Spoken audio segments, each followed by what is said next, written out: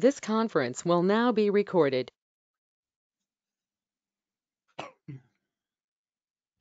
Good morning, everyone. What a beautiful day out today. So my name is Susan Hayes, and I work for the Oklahoma State Department of Health. I am a clinical health facility surveyor. In other words, I have been surveying nursing homes for the last 10 years, and I've been working in the training department, training the new surveyors for the last 3. You all sure have picked a fine time to come into this profession with all of the COVID.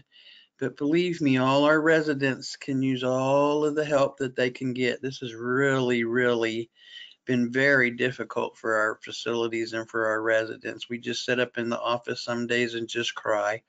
Or in my case, I sit at home and just cry thinking about what these residents, the fears that they must be going through. And just want to say thank you for even thinking about coming into this at this time. It's really tough, and it's not going to be an easy go, I don't believe, for quite some time. What we're going to talk about first thing this morning is food procurement, storage, preparation, service, and sanitary. This is what we as surveyors call the kitchens tags.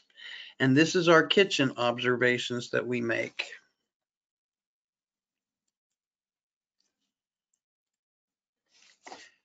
The tag that is for the kitchen is 812, F812. And when you look at how this tag has been kind of split up over, this is for the year 2019. This is how the tag has been written. 27% of those deficiencies have been written for cross-contamination, 23 for cleanliness, 14 for storage, 12% for hand hygiene, 9% for the ice machine, 4% for the dishwasher, 5% for food temperatures, and 6% for other things. So there are a million pieces to this kitchen deficiency and to the kitchen tag. We're going to try and go through a lot of those. I won't be touching in on everything, but touching in on some of the bigger things that the facilities seem to have a problem with, and kind of give you an idea of what we as surveyors look for when we're in the kitchen.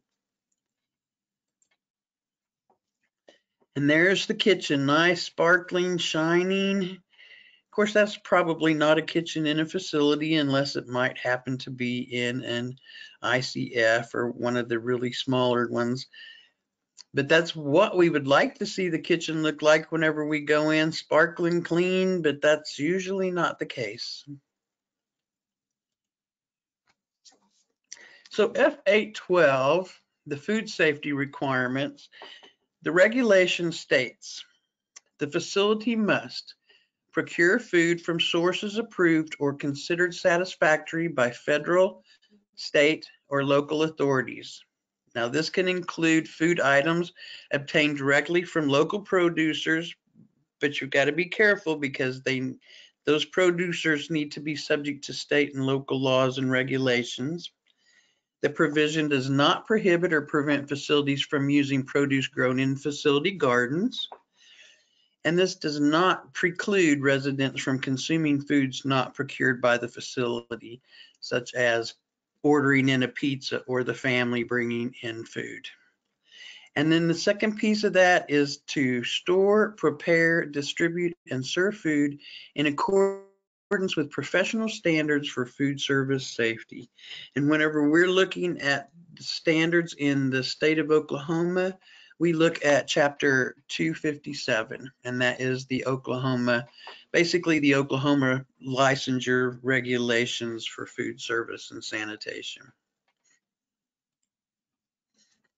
The intent of this is to ensure that the facility obtains food from resident consumption for resident consumption from services approved or considered satisfactory by state, federal, or local authorities.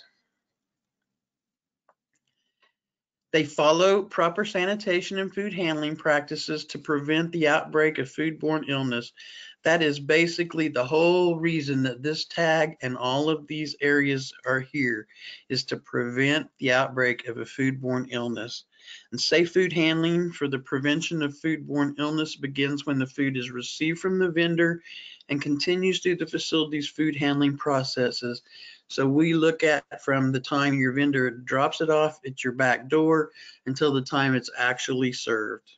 And this also ensures food safety is maintained when implementing various culture change initiatives, such as when they're having the facilities have decided to have a serving buffet or a steam table or during a potluck.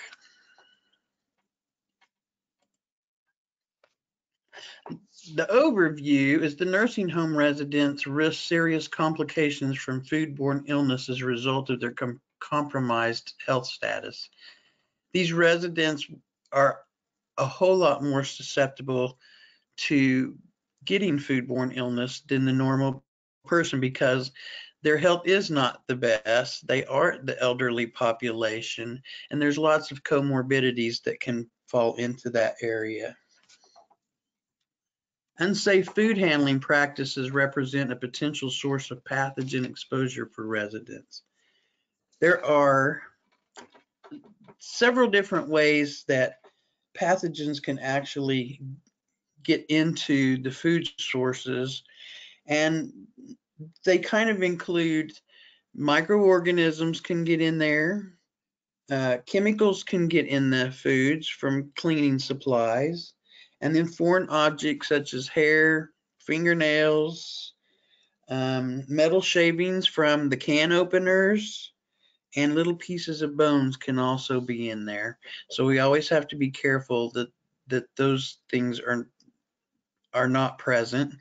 And then sanitary conditions must be present in the healthcare food service setting to promote safe food handling. If your dishes aren't handled properly, if the counters are not cleaned properly, if you're not using proper hand hygiene, then you can get into trouble with foodborne illnesses.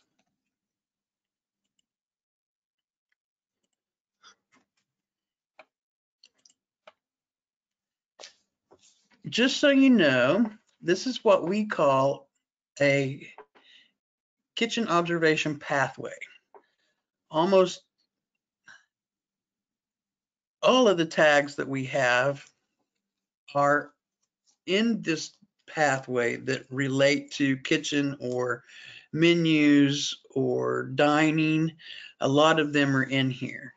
This is a tool that the surveyors use to look through. I believe that I did give Z a copy of this, and hopefully you have it in your hands or will get access to it. You can take this and actually go do a survey in your kitchen by using this tool, because this is what the surveyors use. It takes you through every tag. What are you looking for? Who do you need to talk to? What observations do you need to make? What records do you need to review? And it basically will tell you exactly what you need to do. Not only is there one for the kitchen, but I believe there's one for every presentation, with the exception of the linens that I've put together for today. So just pull those out whenever you're got a minute and look through them. You all can go onto the CMS website and download all of these. I believe there's 30 something pathways, and you can actually do your own survey and know what the surveyors are going to find whenever they come into your facility.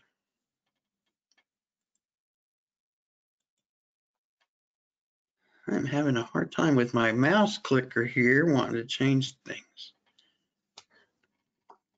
So anytime we come into the facility on a recertification visit, immediately you will see one surveyor go straight to the kitchen. They come in, they drop their bags, they grab their books or their computer, and they head straight to the kitchen.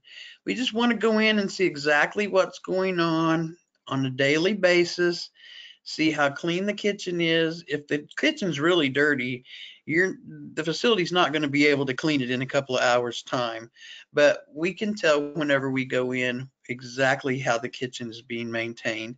There are a few things that we like to look at when we do go in, and we're only in the kitchen for about 15 minutes maybe that first time that we go in, because we would like to get out onto the floor and get into resident observations.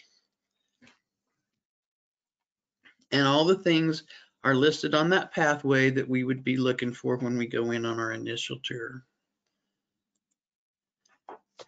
So the brief tour of the kitchen, we're looking for our food stored under sanitary conditions, and that's going to be 812.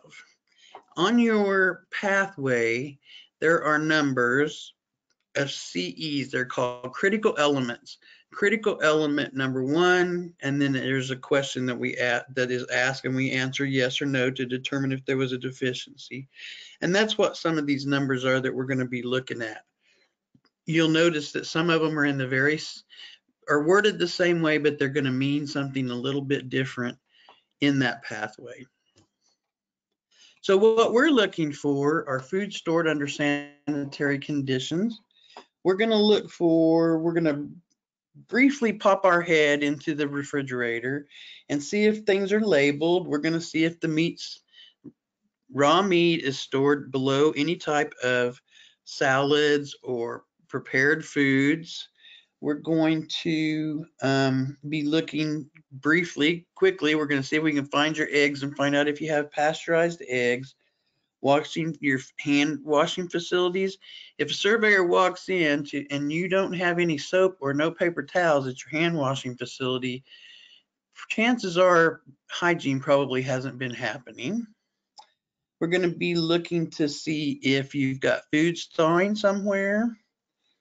Looking for how are the staff managing their hand hygiene? Are they using gloves and they've become magic in their opening drawers and opening different things and handling meats and never changing their gloves? Are they wearing hair nets, not only for hair but for beards, mustaches, anybody that has facial hair or hair on their head needs a hair net, and for the gentlemen that may be working in the kitchen, that includes those 5 o'clock shadows that they like to keep. If they just have that 5 o'clock shadow, if they're not cleanly shaven, they have to have the beard guard on. Also, we want to make sure that they're actually washing their hands and not using any kind of alcohol-based hand rubs. That's the only place in the facility that the alcohol-based hand rubs are not allowed. You cannot use them in the kitchen.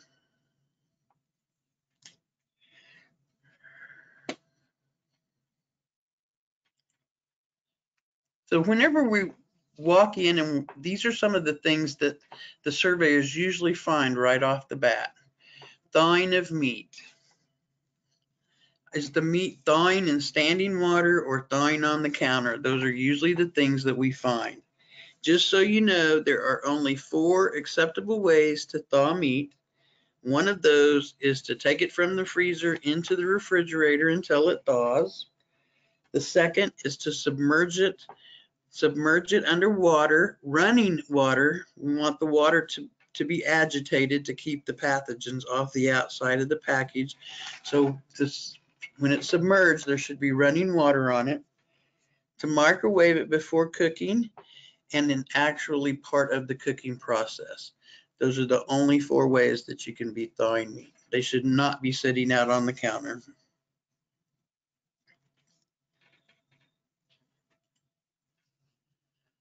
What is being cited? Refrigerated food storage. There's no dates on open containers of foods. If anything is open, there needs to be a date on it. Now, we don't care whether you use the open date or if you use the expiration date, but whatever date you put on these, according to your policy, needs to be consistent. So if you're going to put, it was opened on this date, and then the staff know that 72 hours from now, it needs to be thrown out. Or if you want to put the expiration date, this needs to be discarded on this date, that's what you need to do. But make sure it's consistent across the board. There's no labels on storage containers. We don't know what's in there, and probably the evening shift cooks don't know what's in there if the day shift cooks put something in there. So we always want to know what is actually in that container along with the date. The raw meat is a lot of times stored above the ready to eat foods, your fruits, vegetables, those kind of, that meat has, what happens if by some chance some of that liquid from the raw meat was to actually soak out into that fresh fruits or vegetables. Now you've got contamination with basically blood. Are the refrigerator shelves there? Are they dried and are they clean? No, a lot of times they have dried, spilled food and milk on them. We also are looking in the dry storage area, and we want to find if there's anything stored on the floor. We don't want to ever find anything stored on the floor. Believe the regs say it has to be 6 inches off the floor and 6 inches or a foot from the ceiling. You can't have anything stored straight to the ceiling either. Are there any dented canned goods in there? If they're dented, you know, you shouldn't be using them. We're also looking around to see if there's any type of broken pipes or anything that may look like there may be some plumbing issues. Gloves are a big thing, like I was talking a minute ago, whenever we first enter the kitchen. Are they wearing their gloves during meal prep? But they're opening the refrigerator doors, opening utensil drawers, touching diet cards, touching the blender, and then touching food. These gloves, a lot of times they become magic gloves, and they think that just because they have a glove on, that they're not contaminating anything, when sometimes wearing gloves in the kitchen actually leads to more cross contamination than if you didn't have gloves in your kitchen. Eggs are also being cited. Pooling and scrambling of unpasteurized eggs, and frying unpasteurized eggs with yolks not solid. We'll discuss pasteurized eggs again in a few minutes. I guess we'll discuss it now. So the U.S. Department of Agriculture, Food Safety and Inspection Service has a salmonella risk assessment, and it states that nursing home residents have an increased susceptibility to infectious agents such as salmonella and have severe complications and death from salmonella. That's why it's so important that you use pasteurized eggs anytime that you're going to be serving an egg that could possibly be undercooked. Now, a pasteurized egg does cost more, but pasteurized eggs have been the subject of numerous IJs that have been written.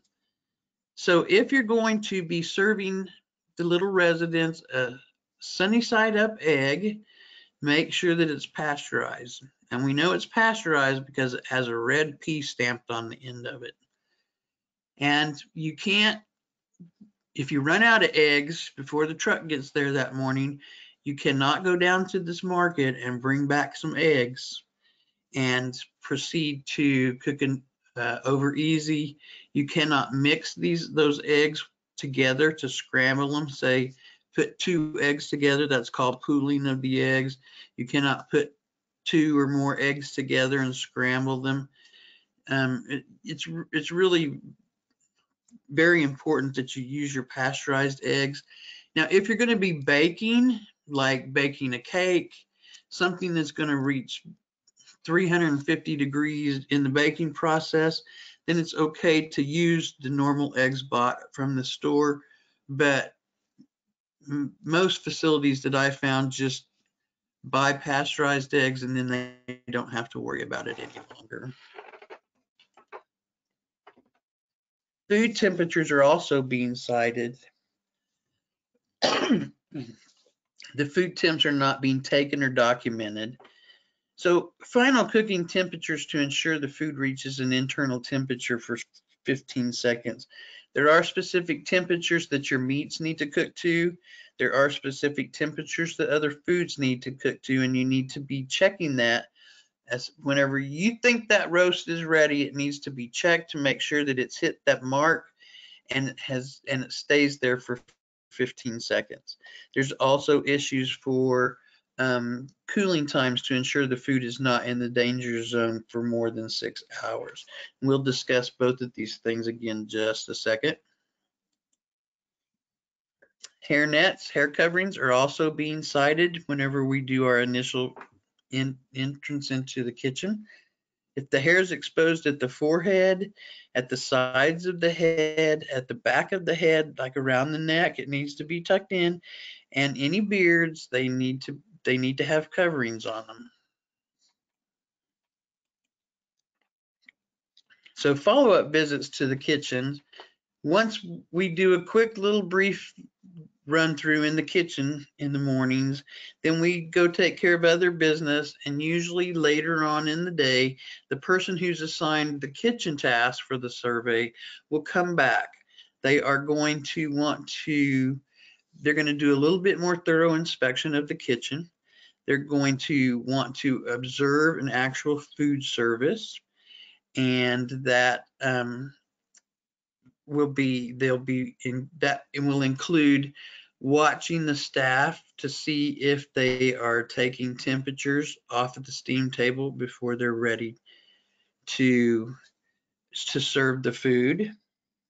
And hot foods should be stored or held, I'll put it that way. They shouldn't be stored. They should be held at least 135 degrees temperature on the steam table after they've hit their point where they needed to be, such as chicken. Once it hit 165 and you put it on the steam table, then it needs to be maintained at least 135. Cold foods, anything that you've made cold, needs to be stored under 41 degrees. We're going to be looking also at are the foods stored under sanitary conditions? That's all, once again, part of 812. And we're looking to see, is the food surfaces clean? Is the equipment clean? One of the dirtiest pieces of equipment probably in your kitchen is your can opener. And if you'll go in and look look at it, you can probably find a bunch of black grime around the blade of the can opener. That's one of the dirtiest pieces of equipment that we as surveyors find. We're going to be looking to see the documentation. They should be documenting their final cook times. We're going to be looking to see if they're reheating leftovers to 165 for at least 15 seconds. Leftovers, you're only allowed to have leftovers for 48 hours. And when you reheat them, they have to hit 165 for 15 seconds. Foods covered, are they being covered as they're going to the halls for the residents eating in their rooms? Are the staff, once again, using their hair nets? Are they touching their face or their hair or their noses, rubbing their noses, and then not going back and sanitizing their hands? Are cooling procedures being used? And we'll discuss that in a minute. We're going to be watching the puree process for any kind of infection control breaches during the puree process. Between the pureeing of each individual food type, the mixer should be, or the blender should be, sanitized. And just so you know, the food storage is, and the temperatures are very important. I personally have written a couple of turkey IJs. I get teased about my turkey IJs at work sometimes, but I had been into a facility and they had kind of cooked the turkey all night, put it on low and slow, let it cook. And then whenever the morning shift got there, 5:30, 6 o'clock, they took the turkey out and put it off onto a top of a freezer in a separate room where they had extra equipment and to thaw this turkey. Well, this was at 6 o'clock in the morning, 5:30 in the morning. At 11:30, this turkey's still sitting in there. And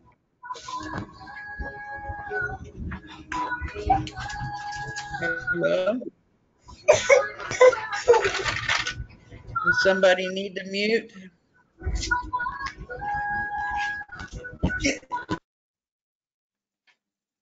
Thank you. But anyhow, this turkey was still sitting in there at 11:30, and it was still sitting there at 1 o'clock, and they were just getting ready to take it and tear it apart. They were going to prepare it for turkey chow mein that night for dinner. Well, we did our questioning. We had our observations. That turkey sat there all day long, and we did our interviews. And yes, they were going to serve it that night. Well, they had to totally come up with a new menu because that turkey was no longer edible, and they actually intended to serve it, so there was an actual IJ there. Something else you might want to think about when they're stored at appropriate temperatures is if the kitchen staff have taken out and made a chicken salad at 7 o'clock in the morning because they're going to have some chicken salad sandwiches at noon, to make sure that that chicken salad doesn't sit out from 7 o'clock until 12 o'clock, that it goes back in the refrigerator, and so that it can maintain that 41 degrees temperature.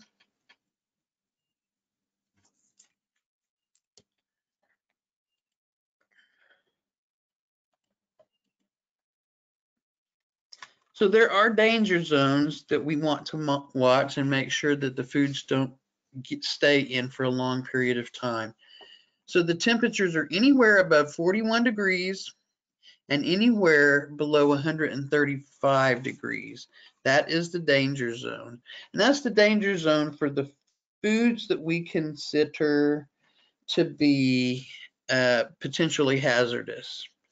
Your meats, some of your legumes, those types of things. There are foods that if they're not maintained at a certain temperature, then they do become hazardous.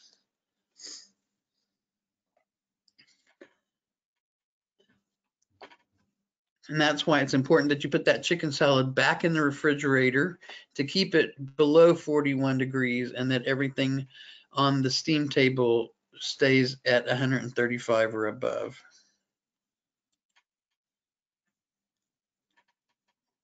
So for foods held in the danger zone, which is the 41 to 135 for more than 4 hours if prepared from ingredients at ambient temperatures, that's room temperatures, and 6 hours if cooked and cooled. So anytime you are cooling a food to go into the ice box, or you're cooling the food that you're going to keep, you have to have it cooled from at least from the whatever temperature it is down to 70 degrees within 2 hours, and then you have 4 hours after that to cool it on down to below 41. There's actually that 6 hours cooked and cooled time there. And sometimes you may have to cut that piece of meat up into to smaller pieces. You may have to put foods in ice baths. You may have to, especially if you've got like a huge pot of beans that you basically cooked today, but you're going to serve tomorrow, you definitely got to get that cooled down. Those are just things that you need to think about in that danger zone. So for the internal food temperatures, and these have to be monitored for 15 seconds, and these are the final cooking times for poultry, chicken. The cooking time has to get to 165 degrees. For ground meat, it has to hit 155 degrees.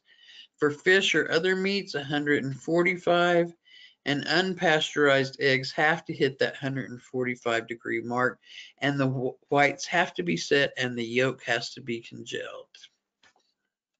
So you can serve the unpasteurized egg, but you can't serve them sunny side up. So there are critical control points in the food line that are where problems can come into place. Number one is your thawing. If you don't thaw those foods correctly, then you're leaving that piece of food out for microorganisms to grow. The cooking, if it's not cooked to the proper temperature and held at the proper temperature. The cooling, if you're not cooling that food within that 6 hours appropriately, then you're leaving that open to microorganisms. If you're not holding the food, steam table, anything on the steam table has to be held at least 135 degrees. Reheatings of foods, anytime you reheat anything, it has to hit that 165 degree mark for at least 15 seconds. And then your employee hygienic practices. Those are big things. That's a big thing that's a critical care point. If you've got 6 staff in there serving food, you're running a risk of problems. If they're not maintaining proper hand hygiene, you're running a risk of problems. If they're not wearing those hair nets and taking care of business, you're running a risk of problems. So what is being cited in all of that? For food storage, the food stored on the floor shouldn't be there. Open food bags, boxes of rice, beans, noodles, potato chips just open to the air and contamination of pests. Open and uncovered flour and sugar bins. Not only should they have a cover in them, they should not have a scoop in the actual bin itself, especially if it's just thrown in there. Somebody's hand has been on the handle of that scoop, and now you've just contaminated that whole barrel of flour or sugar. So food preparation. What food was the food procured from approved satisfactory sources and stored, prepared, or served in accordance with the professional standards for food service safety? This is 812, still 812, still our kitchen tag. It's important that you get foods from approved sources. There's vendors, several large vendors in Oklahoma that will bring you out a semi-truckload. You can possibly get from some local producers if they actually are following the food codes. There are things that you probably don't want to do. For example, there was a facility and their administrator was driving home one day and saw this food truck sitting to the side of the road serving or selling steak and shrimp. And it was really cheap. And he thought, man, the residents would love a meal of steak and shrimp. So he stopped about everybody in the house, steak and shrimp. They took it back, they cooked it, and lo and behold, all of the residents that ate the shrimp that day came down with food poisoning. It was not an approved source. They didn't know if there was any way that anybody was even checking on how these people were handling these foods. So you can't just go out and just buy from anybody and everybody. You really need to look for that approved source. And of course, your gardens, there's several facilities I've been in that have started a little garden in the back. A lot of these residents, that's how they grew up. They had a garden, and a lot of them kept a garden going as long as they possibly could. And would love to work in a little garden if you had one. So it's something that you might think about. You are allowed to use pesticides in the little gardens as long as you follow the instructions for the pesticides. But they always get excited whenever they get to eat food from their gardens. Does the facility have a policy regarding use and storage of foods brought to residents by family and other visitors to ensure safe and sanitary storage, handling, and consumption? This tag is F813. And it's okay for families to bring in food for these residents. You just need to make sure that they're handled like any other food in your facility. You need to make sure that they are clearly marked, that this is for this resident. If at all possible, try and put them in the unit refrigerators, not in the main refrigerator in the kitchen, but it's okay to store them there. They just must be clearly marked. You need to make sure that if the resident's going whenever they want it, that it's been cooked back to the 165 for the 15 seconds before serving it to them. This also has to do with culture changes brought around a lot of things. They're now allowing potluck dinners, and I think it's just absolutely wonderful that and a lot of times they involve the families with those kind of things. But if families bring in foods from the outside to you, then you need to make sure that you handle those foods as you would any other food that is brought in from a vendor or anybody else. As soon as it's brought into you, if it's hot, make sure it's 135 degrees. If you're going to serve it within the next hour, if you're not going to serve it for several hours, make sure it gets cooled to where it needs to be and then reheated again. You're going to be responsible for all of those steps now. You can't know what happened in that person's kitchen, but if you maintain your temps, then that should help a little bit. Just know that if you have a potluck and you haven't handled those foods properly, that you foodborne illness can happen, and you could actually be held responsible because you should have been handling those foods as they should have been handled in order to prevent that.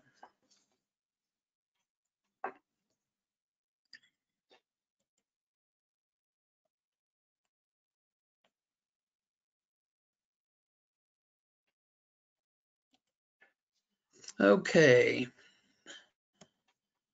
all my little blocks have come up and there. I'm ready to go again now. Thank you. So, dinnerware, sanitation, and storage, where the dishes and utensils cleaned and stored under sanitary conditions. Back to 812 here again. And we are going to really be looking at how you're handling your dishes, how they're cleaned. Are the dishes being run through a dishwasher? Are they using the 3-sink method? Do the staff understand the 3-sink method? Are they checking the sanitizers? Are they making sure the temperature's the right degree? Do they understand whether they have a high or a low temp dishwasher? Are they checking the dishwasher? We will want to see them check the sanitation in the dishwasher, which means they should be able to know exactly where the strips are and how to use it and how to read them, and we'll be showing us that. If not, it probably means nobody's checking to see if there's even any sanitizer in these dishwashers. We're going to be looking at, are the dirty and the clean areas kept separate whenever they're actually washing? Are they storing pots and pans in the sink after they're cleaned? The sink's probably one of the nastiest places in the kitchen, so we hope we don't see any of that. Are the dishes air dried? They have to be dry before you put them up or stack them on the shelf, and you are not allowed to use a towel to dry them. They have to air dry. Anytime dishes are stacked wet, the moisture in there becomes the perfect breeding ground for microorganisms. And you can come up with the food poisoning almost type situation with just because you had moisture in those areas. We want to see are the white cloths that they use around the facility, are they being stored in sanitary uh, solutions, not just soap and water? And basically just watch how the flow of, do the clean dishes and the dirty dishes cross, and where do they cross, and where are there possible complications for cross contamination there?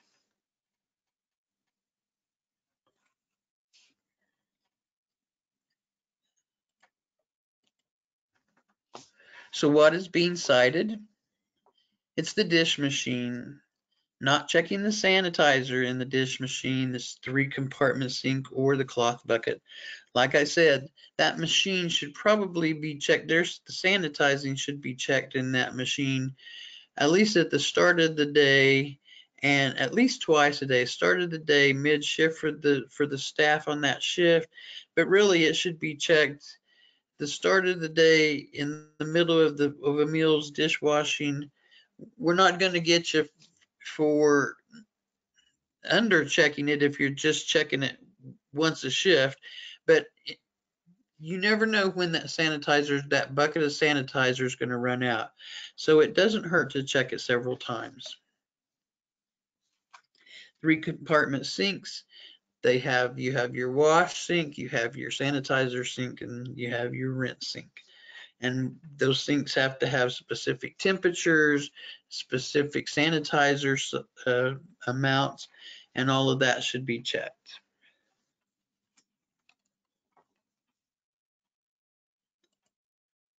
Storing wet dishes, putting wet dishes in the cabinets, storing wet pots and pans in sinks. All of those things can't happen. This is a big one, is the storing wet dishes. And it is hard to get a dish to dry really quick whenever your meal is finished and you're running those baskets through there. It's hard to get them to dry quick.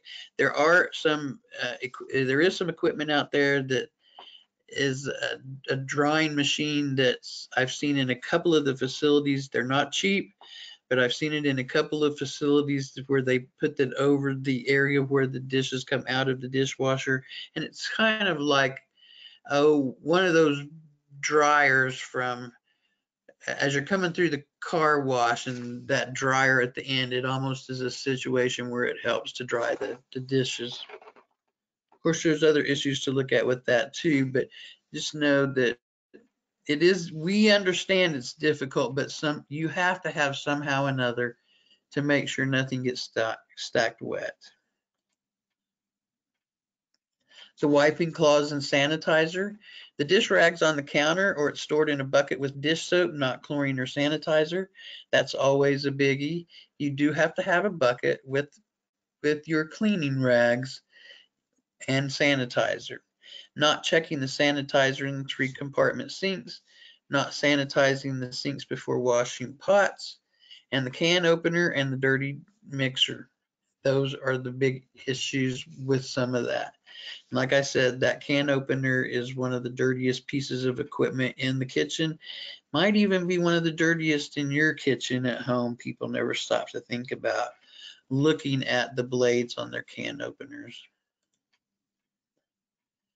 So we're also going to be looking at, is the equipment safe and clean? Is the food preparation equipment clean? There's your can opener. That's the big thing right there. We're also looking at the microwave. Does the microwave look like it hasn't been cleaned in 3 or 4 days? If it's got a lot of splashes and dried food in it, that's not just something that possibly could have got on there on the last meal service, then the microwave probably hasn't been cleaned. The mixers, a lot of times stuff will splatter out from the mixers. They clean the bowls, but they don't ever clean the actual mixer down itself. The toaster, during breakfast, a lot of times that toaster is going to get full, but we shouldn't be able to pull open that crumb drawer and find a half an inch worth of crumbs in there, because there's no way that half an inch got there just that breakfast.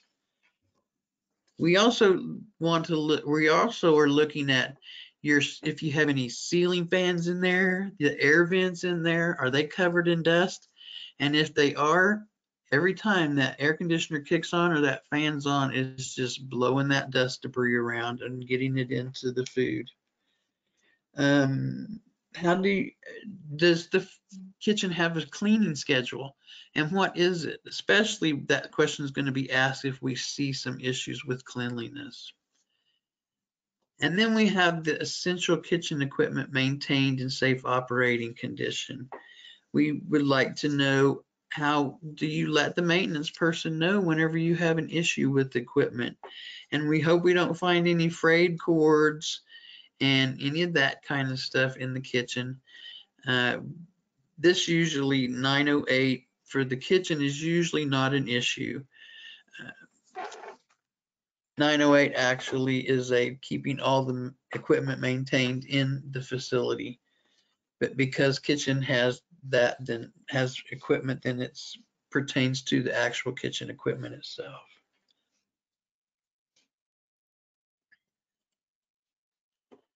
So the ice machine. Ice machines are a big issue when it comes to nursing homes.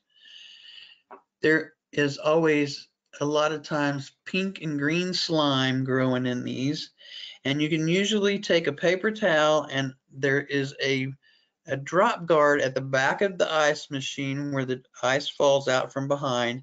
And if you'll take that paper towel and run it across there, you're liable to find some green or pink slime.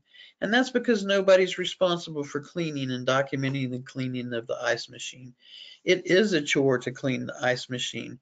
We know that, but we also know this is a very potentially hazardous piece of equipment for your residents, and a lot of residents eat ice.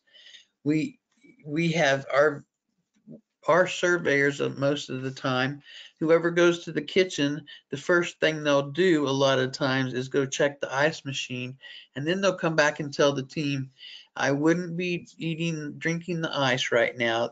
The machine needs to be cleaned, or you're good to go. They've got a good clean ice machine. So even we look and wait before we take the ice to see whether or not the ice machine is clean.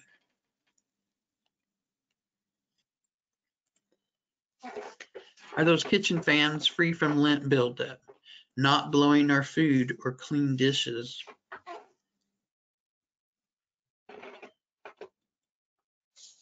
The clean equipment. The water pitcher lids are not clean.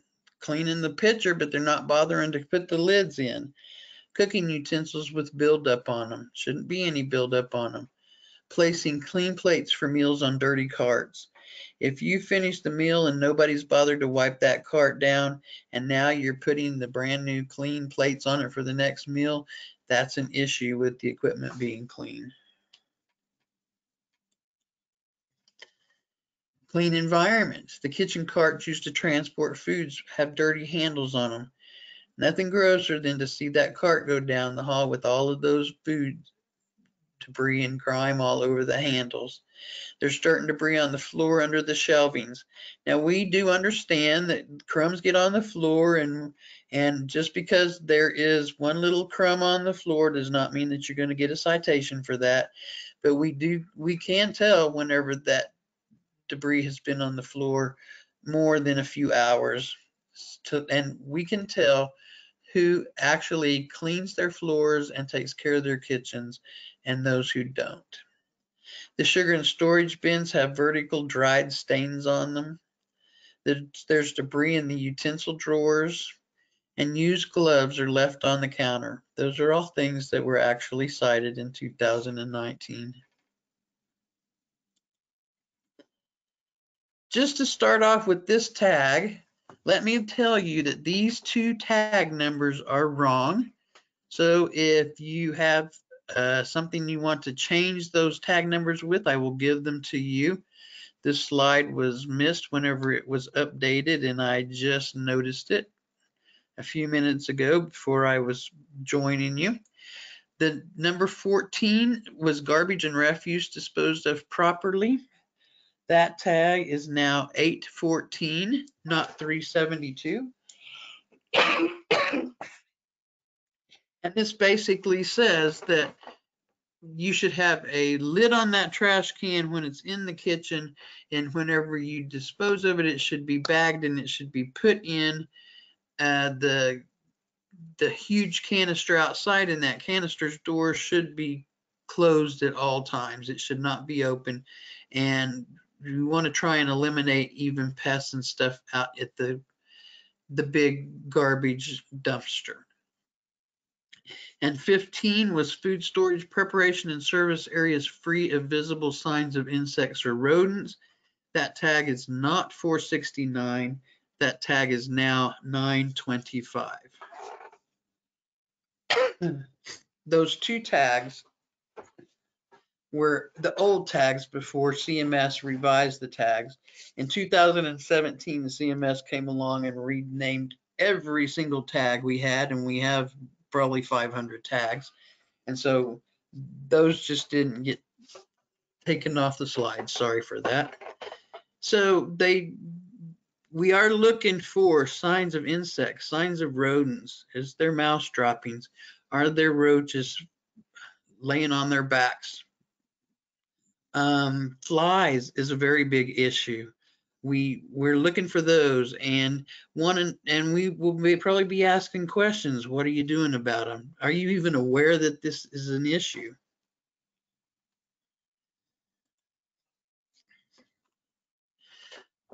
Then we have the unit refrigerators. So our snack nourishment refrigerators on the units maintained so as to prevent the potential for foodborne illness. This is back to 812. So not only do we look at your kitchen, but we also go down and look at your refrigerators on the halls where you have snacks. These, if you have them in your facility, these are probably would be a good place to maybe store residents' foods. Residents can have the little personal refrigerators in their rooms. Just so you know, the facility is not responsible for keeping those clean, and should not be cited for that. Not that it wouldn't be a good idea for somebody maybe to just go through it and make sure that the foods haven't been there for 4 weeks and they might decide to nibble on them, or that there's a lot of nasty, dirty drainage and drippage and dried foods and liquids in there. But just know that you're not responsible for maintaining those. You are responsible for maintaining the refrigerators at the correct temperatures, keeping them clean, making sure anything in there is labeled if it's been opened, dated, those type of situations.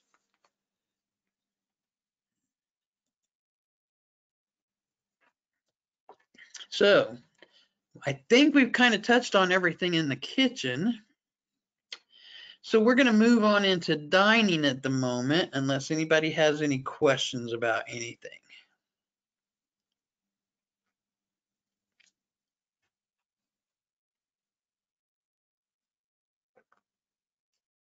Okay, well, we're going to move right on into dining. This is also a part of the surveyor's task who goes into the kitchen, is to observe dining. Now, the whole team will observe dining, but usually the team lets the kitchen person be responsible for answering the CEs on the dining observations. And I believe that I have provided you with the dining observation, and we're going to go through a little bit of that.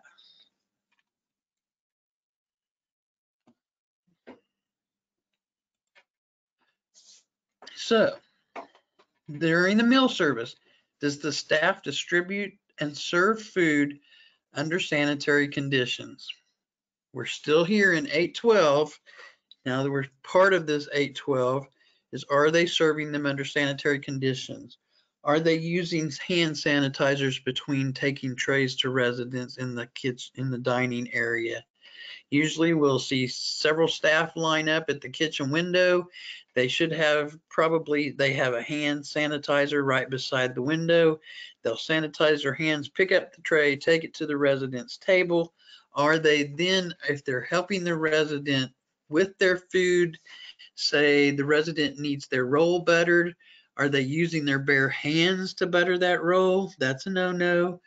Are they And then whenever they finish that, are they taking the tray back? Are they sanitizing their hands before they get the next tray to take to that person? Those are things that we watch for actually in the dining experience. Whenever they're taking the trays to the halls, are they covered? Are the plates covered? That's the big thing, that it has to be covered. It doesn't have to be in a heated box. It can go out on just a little tray cart if you want it to, or you can actually just carry it on a tray to the room, but the foods have to be covered. And most facilities will wrap it in saran wrap and then place a food cover tray on top of it. Want to make sure that they are, if they're feeding residents at the table, at one table, that they're being careful with their cross contamination there. So staff infection control, did the facility provide a safe, sanitary, and comfortable environment and help prevent the development and transmission of communicable diseases and infections? This is F-tag 880. This is the infection control tag. So some of the situations that you find in dining will actually go under the infection control tag instead of the kitchen tag, because of the possibility of the transmission of communicable disease.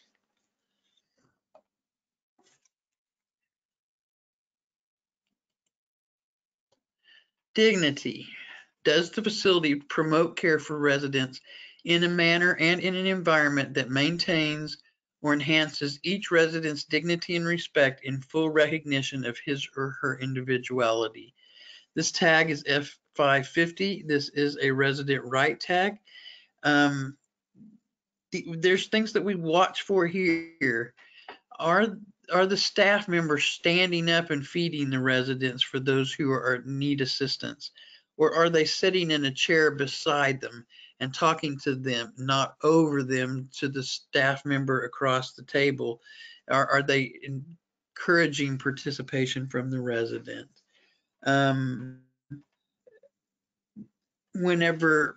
If the facility does not have open dining, are they making sure that everybody at the table gets their trays at the same time, and that one person doesn't get their tray at the first of the meal, or three of them do, and then the fourth person doesn't get theirs until their table mates are already finished eating?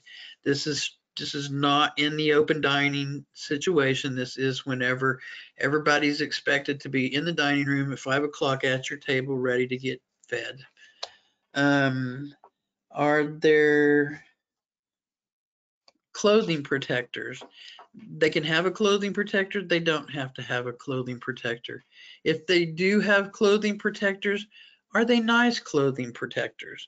They don't have to be fancy, but we don't want them, the old towels that they see and they're all ripped up and there's holes and you can read through them. We don't want to see those type of situations.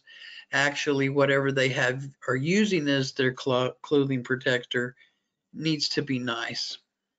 We don't want to see any plasticware being used unless it's in an isolation room, and then that would be the facility policy to be using plasticware in isolation rooms.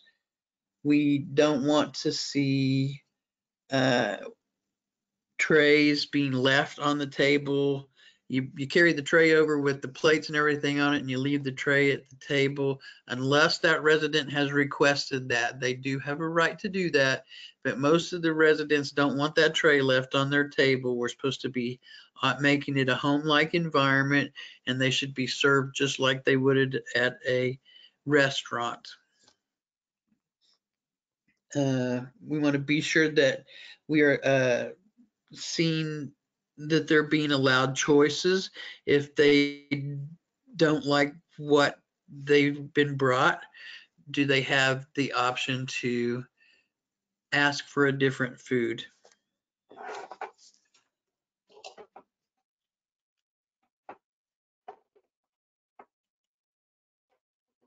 So when we're talking dining, we talk a home-like environment. Does the facility provide a home-like environment? This is tag F584. This is also in the resident rights section, but it does pertain to the home-like environment, and it is a resident right. If you'll notice, you probably don't see a lot of these long 6 or 8 foot tables anymore. That's very institutionalized. And we now are starting to see the tables where 4 people can sit at a table, which is much more like a restaurant or the table that they would have in their home. Are they encouraged to get out of their wheelchair and sit in an actual dining room table chair? There's a lot of residents that probably don't even think that they would have that option because there's not enough chairs in the dining room for everybody. So always ask if they can, if they want to get out of their wheelchair into an actual dining chair. Tablecloths, we're seeing a lot of tablecloths. Those things are wonderful. You don't have to have those, but they're wonderful. It makes it much more inviting, much more like a home-like dining experience. And they're clothing protectors. A lot of the new things that we're seeing out now are they're just looks like a oversized restaurant napkin, and they can tuck those in, and then it's not like wearing the old wraparound towels.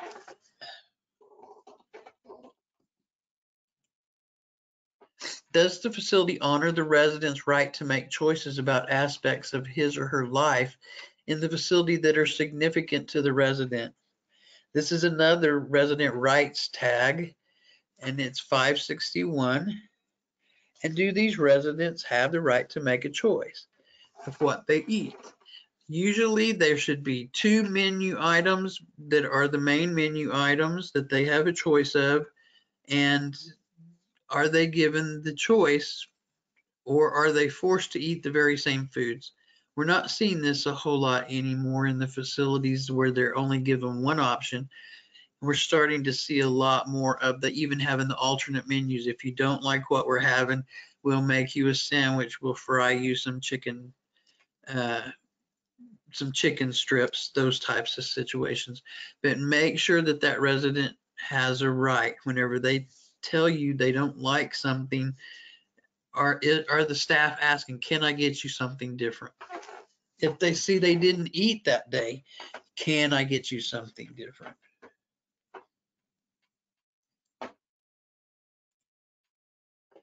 Dining experience assistance. Dining assistance. Are they helping the residents whenever they need help?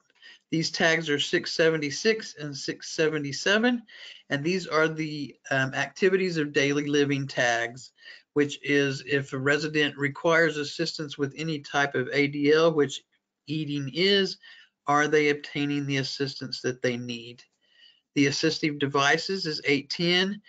Are they getting the devices that they need? If a resident has had a CVA and they have limited use of one of their hands, their dominant hand, have they been given a weighted spoon or an oversized eating utensils so that they can actually work and feed themselves? What about specialized cups? We talk about a sippy cup. A lot of people think, oh, that's just so degrading, but those sippy cups actually sometimes allow those residents to be able to drink by themselves. Look at, do they need a plate guard? If they had a plate guard, would they be better able to feed themselves? All of those situations we look for. If we see something, have the devices actually been presented? And assistance with positioning. Um, are the residents up? If they're in a jerry chair, are they sitting straight up or do they have them reclining? This even bringing in putting them in the dining room chair would be assistance with positioning.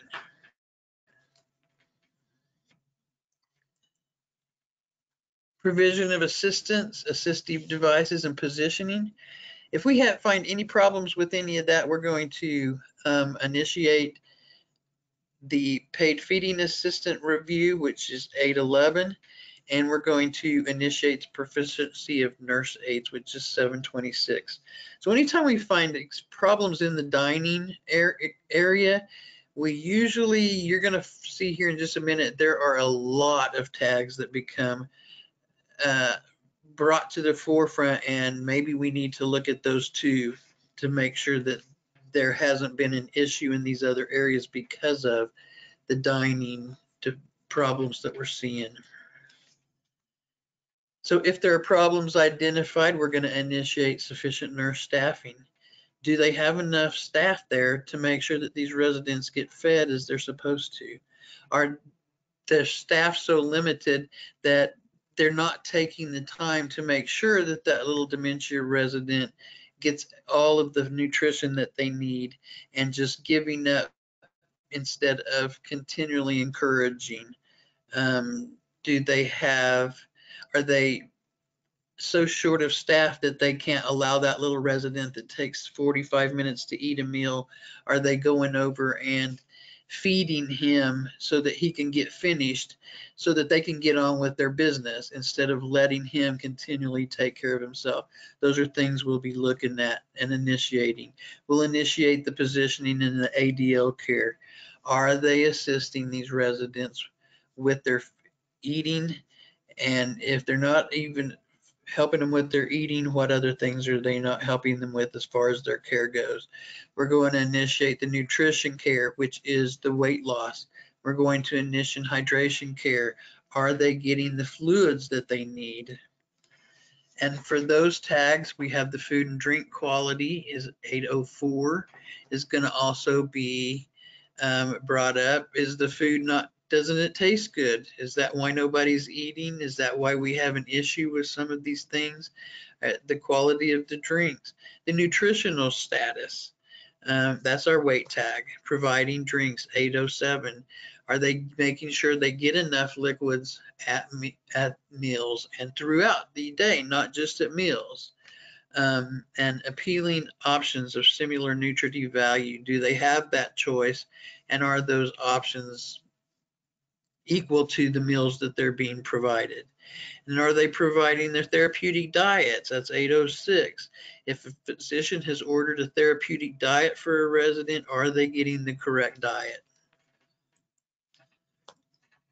We also look and make sure that the lighting is correct in the dining room. Residents need to be able to see, and that's a 920. That's over in maintenance and building. Does the facility provide adequate and comfortable lighting levels in the dining room? Does the facility provide one or more rooms designated for dining that is well ventilated? They need to have the room ventilated. Does it provide comfortable sound levels in the dining area? Sometimes it can get really noisy in there. Make sure that you don't have a lot of extraneous noise going on. Does the facility maintain comfortable and safe temperature levels in the dining areas? It's another one of those resident right tags. And all of these are actually tags that pertain to basically any areas in the facility that the resident may frequent, but we do look at that because dining areas are someplace that the residents spend an awful lot of time. The furnishings. Are the dining areas adequately furnished to meet the residents' physical and social needs? And this is 920. Do they have, are there different levels of tables so that the residents who are in the wheelchairs can actually get up to a table that is the appropriate height for their wheelchair?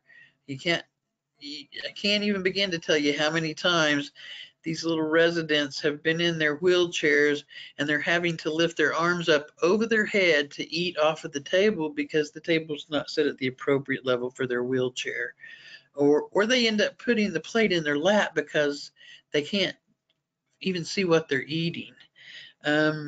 Is there enough chairs there in the dining room in case the resident wanted to get out of their wheelchair and into a chair? Are there enough tables to seat everybody? We understand there are a few homes out there that were designed many, many years ago, and they have a very small dining room, and that they've actually had to split dining up into two separate times in order to allow everyone to be able to eat together. But if those are not one of those is everybody allowed to eat and not just one or two people not allowed to eat because they don't have the room for those? Is there rooms for all the wheelchairs that need to come in? And that's where the wheelchairs come in here. Do they have sufficient space to accommodate all the dining activities? You know, wheelchairs take up an awful lot of room, and whenever you try and get 4 wheelchairs around the table, it can really get crowded sometimes. So do they have the room necessary?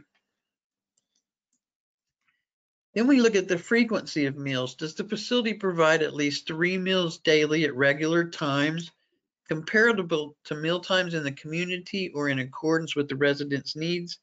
This is A809, F809. This is in part of the kitchen tags.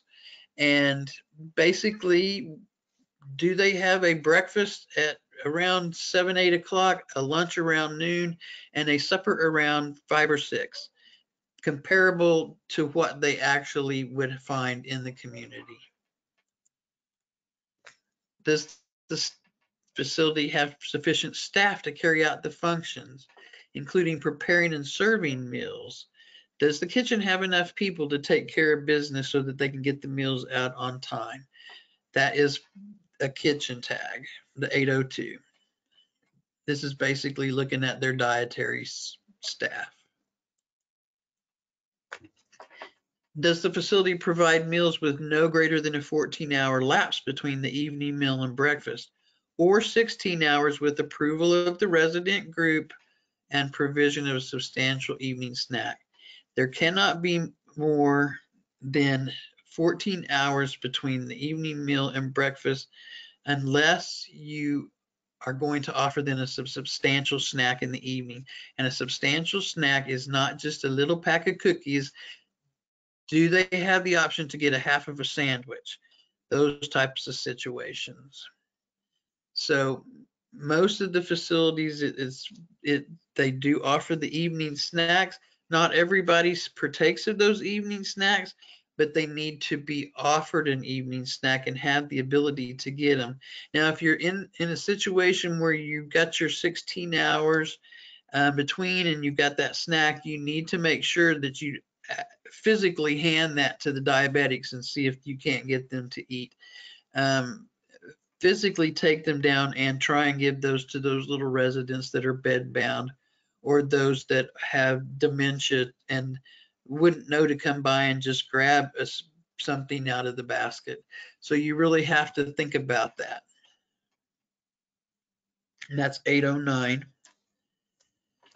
So long-term care at OSDH and CMS actually we've all become advocates for the resident choice in dining.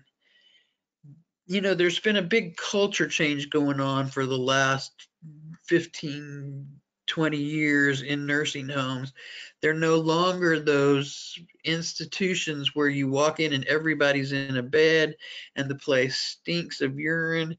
And we're actually starting to see that we're trying to make the facilities like home. It is these residents' home. This is where they live. And so, in order to make it more like home, there's been this culture change going on, and there's been lots of things happening, especially with the dining experience. No longer is it 7 o'clock, everybody's in their chairs ready for breakfast, but we're starting to see more buffet type services, salad bars, the potlucks, open dining. That's a big one. You know, I've been in a couple of facilities where they actually offer 5, 6 different meal quotation marks at times during they'll have a continental breakfast at 7 o'clock. They'll have regular breakfast at 8 o'clock. They'll have brunch from 10 to 11 so that they can get a little something. Then they'll have lunch, and then from 2 to 3:30 or 4 they can get sandwiches, and then they have supper. And so the residents feel more at home. You know, you don't have to go ask anybody if you want something to eat. You just go get in the cabinet and get it. And the way things have been, it really hasn't been that way in the facilities. So home life should enhance the quality of a resident's life. All of these things we're seeing should make these residents feel more like they're at home. And that's the whole goal of all of this. You don't like to ask somebody if you can have a drink at your house. So why do we not have drink stations set up in every facility? We're starting to see a lot of the drink stations. Snacks being available 24/7, sitting on the nurse's desk, including fresh fruit. And potlucks. We're doing a lot of potlucks. And those things bring the families even in on those potlucks, and then they get to have a big party, and it is like having a big social gathering at their home. So we just would like for you to know that we at long-term care and CMS both say whatever you can do to increase the quality of this resident's life by making dining more home-like is greatly appreciated. Just be sure that it's being done in a safe manner. And just even with the culture change, safety is always essential when it comes to food handling and preparation. That's the end of that one. Anybody got any questions on any of that? Okay, I'm going to load up the next one and we will get on with it.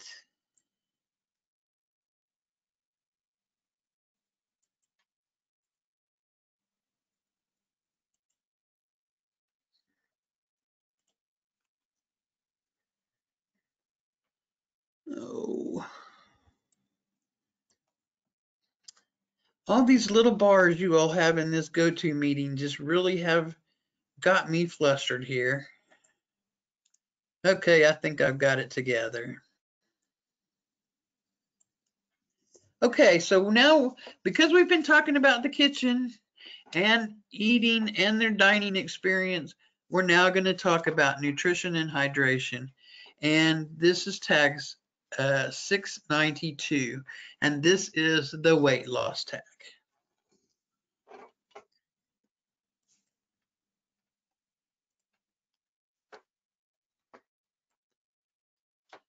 So the regulation reads, based on a resident's comprehensive assessment, that is your MDS, The facility must ensure that the resident maintains acceptable parameters of nutritional status. In other words, they maintain their usual body weight or their desired body weight. Is offered sufficient fluid intake to maintain proper hydration. Is offered a therapeutic diet when there is a nutritional problem and the healthcare provider orders that therapeutic diet. This also includes all of your nasogastric. So the intent of this is that the resident maintains, to the extent possible, the acceptable parameters of nutrition and hydration status, and that the facility provides nutritional and hydration care and services to each resident consistent with the resident's comprehensive assessment, that MDS. I'm sure if you haven't had a class on that, the class is coming. Just understand that MDS is all important in everything that you do in the facility, and it basically comes into play in every single tag that is written in quality of life, quality of care, and a lot of the resident right tags. They recognize and evaluate and addresses the needs of every resident, including but not limited to the resident at risk or already experiencing impaired nutrition. And it provides a therapeutic diet that takes into account the resident's condition and preferences when there is a nutritional indication. Basically, it's saying you got to provide them with the foods that they need, the nutritions that they need, the fluids that they need, the way they want it, and the way that is best for them.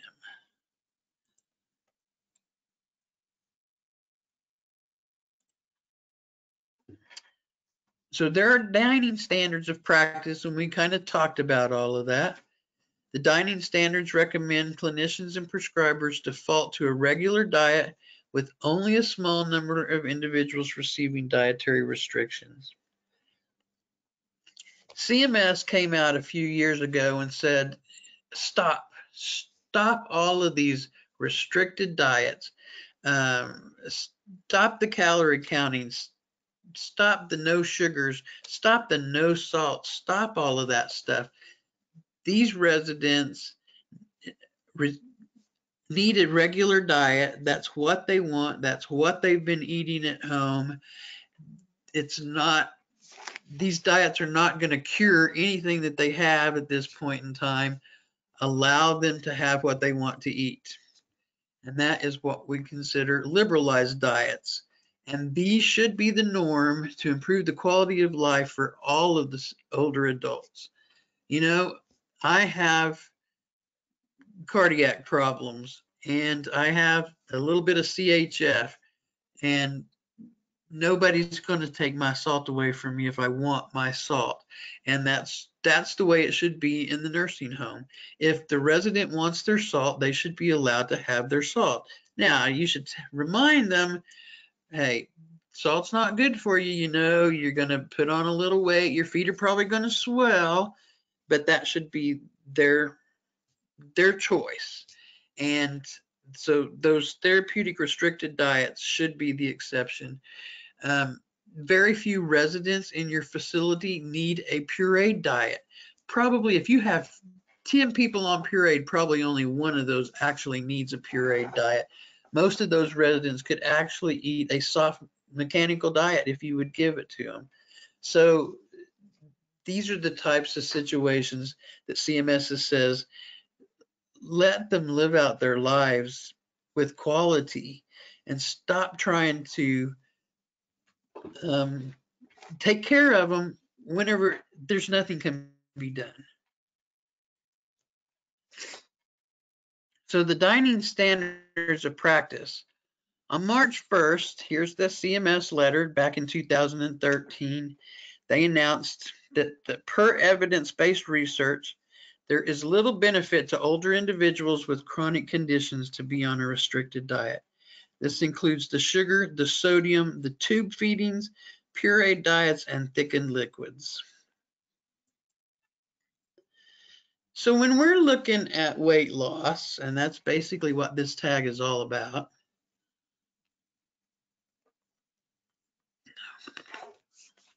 know that the deficiencies may be written if the facility did not do one or more of the following things. If they did not assess for nutritional risk, if they did not develop a care plan, basically define and implement the interventions that are consistent with their needs, if they did not monitor and evaluate those interventions, and if they did not revise those interventions, then any one of those four things can actually lead to a deficiency in weight loss. And this all comes down to the care plan. We look for, in any of these quality of care tags, and this is a quality of care tag, we look for what we call ACER. Surveyors call it ACER: assessment, care plan, evaluation, and revision. And if you'll look, all four of those things are here. If they didn't assess, if they didn't care plan, if they didn't evaluate, and they didn't revise, there will be a deficient practice. We also look at whether or not weight loss is avoidable or unavoidable. If you have avoidable weight loss, which is what will be cited, that means the facility failed to do something to prevent that weight loss. If it is unavoidable, that means the facility did everything in their power to make sure that resident did not lose weight, but they continued to lose weight anyway.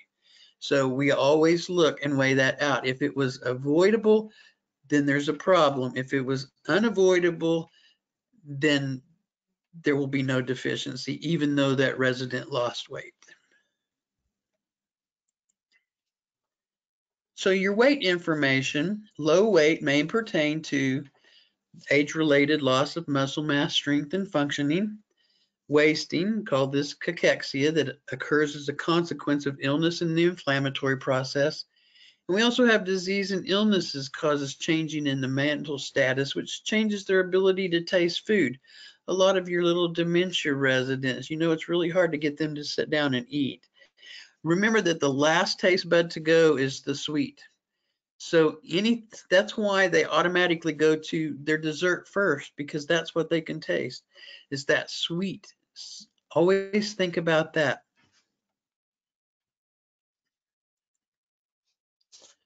So impaired nutritional status is not an expected part of the normal aging. There shouldn't be an issue with their nutritional status as they age.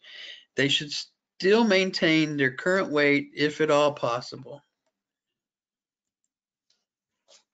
So the systematic approach to weight loss, and here we go with our ACER again, is assessing each resident's nutritional status and risk factors.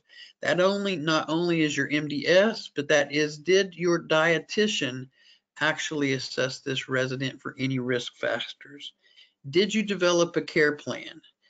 Did you consistently implement those approaches and then evaluate those? And did you revise them if necessary? Here's the MDS, or the resident assessment instrument, is also, they're kind of one and one, basically the same thing. MDS is the minimum data set assessment, and the completion does not remove the facility's responsibility to document a more detailed resident assessment. So there is a piece in the MDS that does talk about nutritional, or do they have problems with their teeth? Have they had weight loss? Has there been as the physician ordered the weight loss? All of those types of situations. So just because you completed that MDS does not mean that you have actually done all the assessment for nutritional risk that you should have. Your dietitian really needs to be in there and making sure that they do some sort of a risk assessment to start with.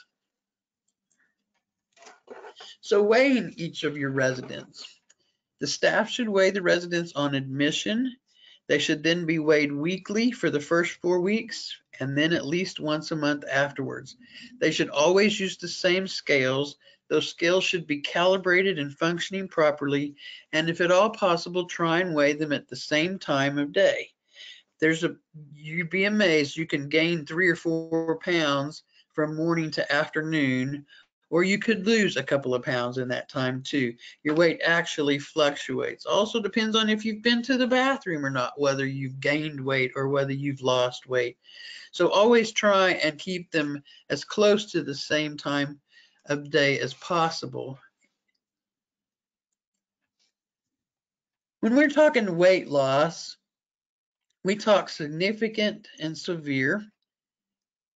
The tag usually is not written unless there is a significant weight loss. And when we're talking significant, for 1 month, a 5% weight loss over a month is a significant weight loss. And anything greater than 5% is considered a severe weight loss. And there is no difference. I mean, there's no leeway there. If it's 5%, it's significant. If it's 5.1%, it is severe weight loss. And this is where, whenever we see these types of weight losses, we start doing our investigation into the weight. At 3 months, 7.5% is significant, and greater than 7.5 is severe. And at 6 months, 10% is significant, and greater than 10% is severe.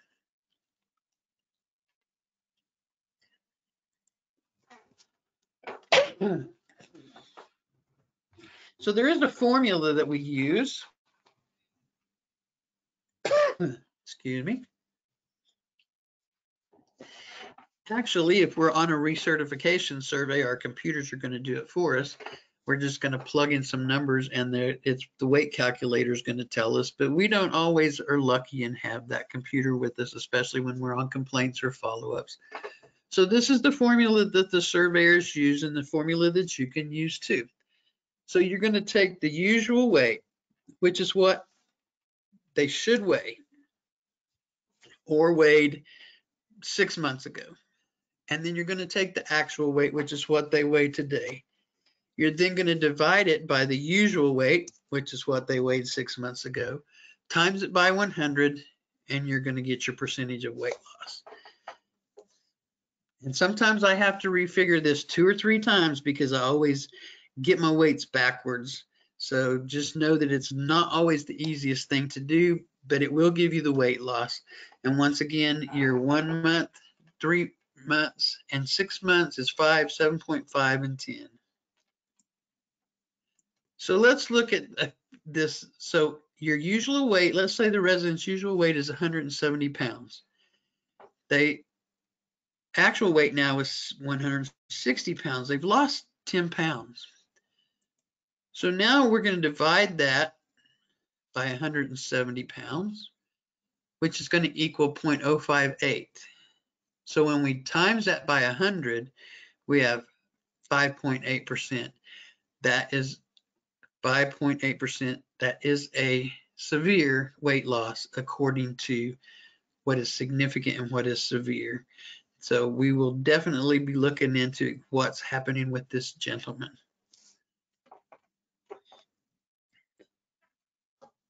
So the usual body weight prior to the decline is the most relevant basis for the weight-related interventions. When we look at weight, we ask for 7 months worth of weights because you have to have 7 months worth of weights in order to figure 6 months. And we will use the 6 month period or the 7 month period to determine our 6th, the 4th to determine our 3rd, and the 2nd to determine our 1 month. So whether the resident's just been admitted and you've got 6 months, or whether that resident's been there 3 or 4 years, you can still look at their percentages by going back the 2, 4, or 7 months. Basing interventions on ideal body weight can be misleading. The ideal body weight has not been established for the frail elderly and those with chronic illnesses and disabilities. I do believe there's a piece somewhere on that MDS that talks a little bit about the ideal body weight, And a lot of your dietitians still use that, but it's really kind of invalid when it comes down to the resident. Just look at what the resident has been and why all of a sudden are we losing weight. Try and figure that out. Now, understand the physician may put them on a weight loss plan, and that's fine, but it must be ordered. Unavoidable. Remember, we were talking about, was it avoidable or unavoidable? If it's avoidable, the facility didn't do anything, didn't do everything. If it's unavoidable, they did. And there should be documented clinical basis for any conclusions that the nutritional status or the significant weight change are unlikely to stabilize or improve, such as have a physician document why that weight loss is medically unavoidable. And just because they're on hospice does not mean that the weight loss is unavoidable. Hospice residents can eat and maintain their weight right up until the end. If they are starting to close off and are starting to not be as involved in eating anymore, then that documentation can be there. But just we don't want to come in and find that a resident's lost 40 pounds just because they're on hospice and nobody bothered to bother with them because they were a hospice resident and they're going to die anyway. So just make sure that if you have a resident on hospice, do not use that as an excuse as for why the weight loss. So we want to make sure that the care plan addresses identified causes of impaired nutritional status. Why? Is the resident have dementia and they pace all the time and you can't get them to sit down and eat a meal? And they're burning the calories just pacing 24/7. You want it to have goals and choices, resident-specific interventions for that little resident that's pacing, that has dementia. Put finger foods in their hands every time. Make sure that they have a half a sandwich in their hand, something that they can eat as they're walking, because they don't have the capability to sit down and understand what they're doing. They don't even have a lot of taste anymore. And the time frame and parameters for monitoring. So diet liberalization. The liberalized diet can enhance the quality of life and the nutritional status of older adults in long-term care facilities. It's often beneficial to minimize those restrictions before using supplementation. It could be temporary to try to stabilize a resident's weight. So always try, and if that resident is on a restricted diet, always try to see if you can't liberalize it before you start giving a bunch of supplements and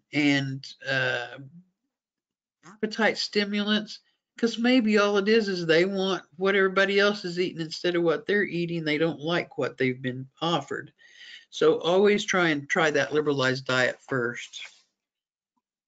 And then just know that going straight to the supplements is not always the first option. Then you need to try your supplementation.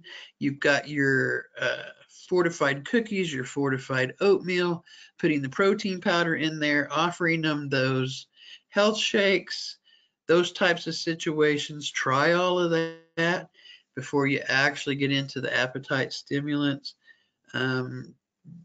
Do whatever you can before you actually get into any kind of a drug enhancement of their eating. So some possible interventions that you may have is to provide between meal snacks. And if I know most facilities already do, but sometimes they just bring the basket and set it on the nurse's desk and it's up to the residents to come and get it. A lot of these little residents don't feel like they have the right to get into those, don't think about it. So always go to that resident and say, here's a snack, what can I get for you? Make sure that they're being offered. Increase their portion size of their favorite foods. If they love fried chicken, give them 2 pieces of fried chicken. If they love mashed potatoes, throw that extra scoop on there. You might offer small, more frequent meals. They're fortified foods, which is adding your protein and your fortified oatmeal and cookies, and then providing your supplements, and that's your health shakes, your mighty shakes, your ice creams, those types of situations. The thing about I want to say though, the thing about those supplements with like the health shakes and all that, try not to give those at the meal, because if they sit down at the table first and they're waiting on their food and they drink that, their stomach is now full and with that supplement, and they won't feel like eating. If you're going to offer it at a meal, make sure it's at the end of the meal and they have completed their meal and are finished, or save that supplement until snack time, whenever it would be more beneficial for that resident. If you stuff them with fluids and with the supplements, then they don't get the actual good nutrition that they need from their food because they're full. So let's talk appetite stimulants for a second then. So evidence is limited about the benefits from appetite stimulants, especially for our elderly. They can be appropriate in specific situations, but not very often, and they should not be the first intervention of choice. At the end of life, here we're talking our hospice again, if the individualized approaches for end of life care are provided for the care plan and the resident's choices then failed to maintain the acceptable parameters of nutritional status, can be expected outcome for the resident with terminal conditions, but does not mean that they have to lose weight, and you cannot use that as an excuse, but it can be an expected outcome. So monitoring and revising. The facility should monitor the interventions that were implemented, document that the monitoring should be available for review. The surveyors will want to see that you monitored and what you did about it. They want us to evaluate to see if the care plan interventions are followed, and if the weight loss was not resolved, were other interventions placed. So the key elements of non-compliance here is, to cite deficient practice, the surveyors will generally show the facility failed to do one or more of the following. They failed to accurately assess the nutritional status on admission. They failed to identify a resident at nutritional risk. They failed to identify, implement, monitor, and modify interventions. They failed to notify the physician of the resident losing weight. They failed to identify or apply relevant approaches to maintain nutritional status. And they failed to provide a therapeutic diet when ordered or given sufficient fluid intake. So key elements of non-compliance: weight loss, abnormal protein electrolyte lab values, and dehydration are not by themselves sufficient to support non-compliance at 692. There have to be a whole lot more there. So the surveyors will be looking for other things. So don't just bring us the fact that they've been losing weight, that they have an abnormal protein, which shows that they did in their lab values. Don't bring those and say, well, here's what's going to be. You should have taken care of business. Additionally, a resident does not have to experience weight loss, abnormal protein levels, or dehydration to show noncompliance. So they don't have to have abnormal labs. They don't have to show signs and symptoms of hydration to actually show non-compliance. If we see that you're not feeding them any water, you're not giving them any kind of fluids throughout the day other than one glass, we can cite you for fluids. So let's look at a couple of deficiencies that are written for the weight loss. We had a repeated systemic failure to assess and address a resident's nutritional status and to implement pertinent interventions based on an assessment which resulted in significant or severe weight loss and functional decline. You know, when these residents start losing weight and they've lost a lot of weight, their muscle mass is going, and then we have a decline, and now you're going to get into bigger issues, and we're going to be bringing other tags into the picture. Repeated failure to assist a resident who required assistance with meals and drink. resulted in them developing life-threatening symptoms.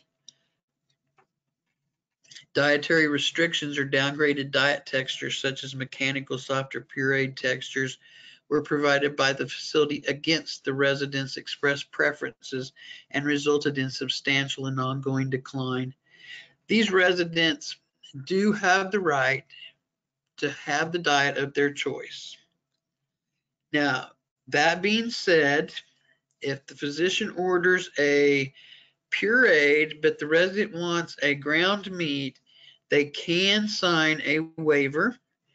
Sometimes that waiver's not worth the paper it's written on, but at least then the facility has documentation that they tried to tell that resident of all of the pros and cons of actually going off of their ordered diet, and the facility still has to monitor that resident for complications, and when the time comes, they still need to say, you know, do you think you maybe need to go back to your pureed now that I see you're having a little bit of more trouble swallowing?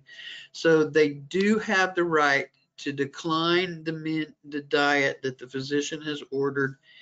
As a facility, do what you can to encourage that resident to stay on the diet if that's what is needed.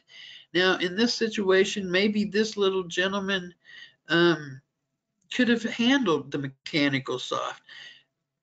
It might behoove you to pay for one speech therapy visit to do a swallowing study to make sure that there's not an issue that would hamper putting this resident onto a mechanical soft ground meat instead of a pureed.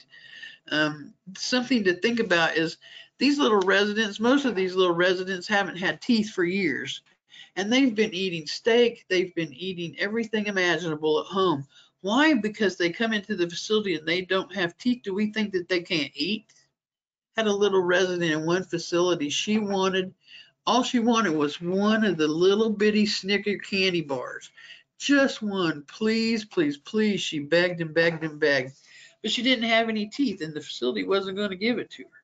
Finally, they broke down and said, fine, we will see how this goes, and so they did a speech therapy consult. Didn't seem to be any swallowing problems, anything like that. They had speech therapy set with them. They had, when the physician was in house and there was a nurse and an aide, there was several people around her and they gave her their little Snickers candy bar and she ate it with absolutely no problem. She'd been eating this Snickers candy bar for 25 years without teeth. Just because they don't have teeth don't mean they can't handle a regular diet. Always keep that in mind. And then there are some diets that you really don't want to take them off of. So the failure to provide an ordered potassium restricted diet because of cardiac dysrhythmias, and they didn't restrict the potassium, and the cardiac dysrhythmias increased. That's something that there are a couple of diets you really don't want to change, and that is your renal diets. Really try and limit their diets, but those renal people, they want that regular diet too, and that is their option. Actual harm, basically about the same thing, except it just wasn't an immediate jeopardy situation. They failed to revise the care plan addressing their impaired ability to feed themselves, which resulted in significant, not severe, unplanned weight change and impaired wound healing. Probably the difference here is this was significant, not severe, and their wounds weren't healing because they were not getting the proper nutrition that they needed. They failed to identify a decrease in food intake, which resulted in unintended weight loss from declining foods and fluids.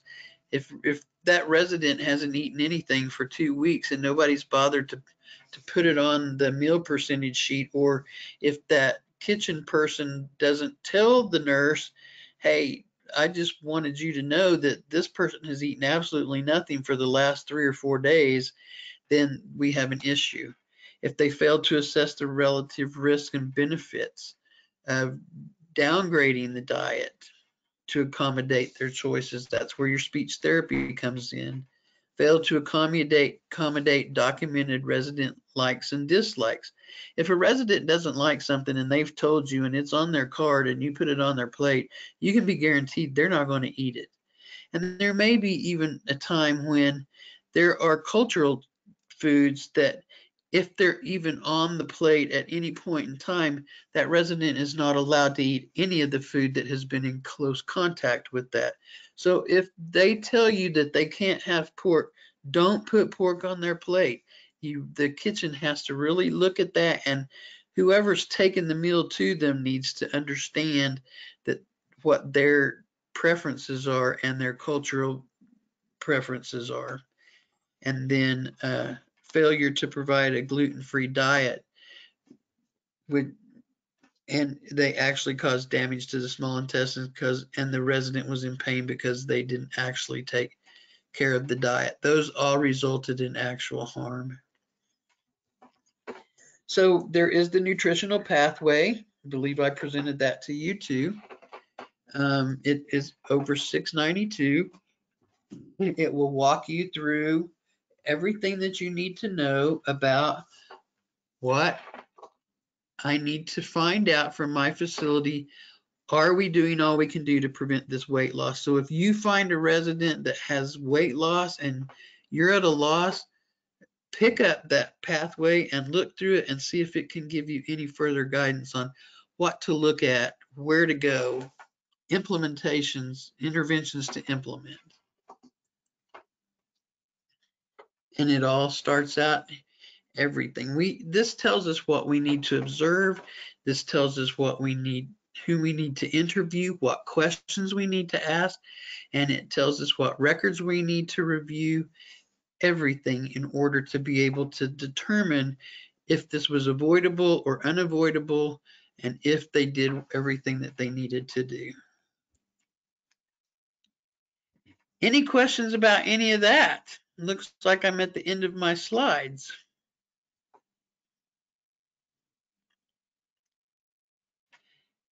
If you all find that you have any questions about anything, even about some of the others that I've put together for you, if you'll just let Z know, he can send those to me and I will see if I can come up with an answer for you.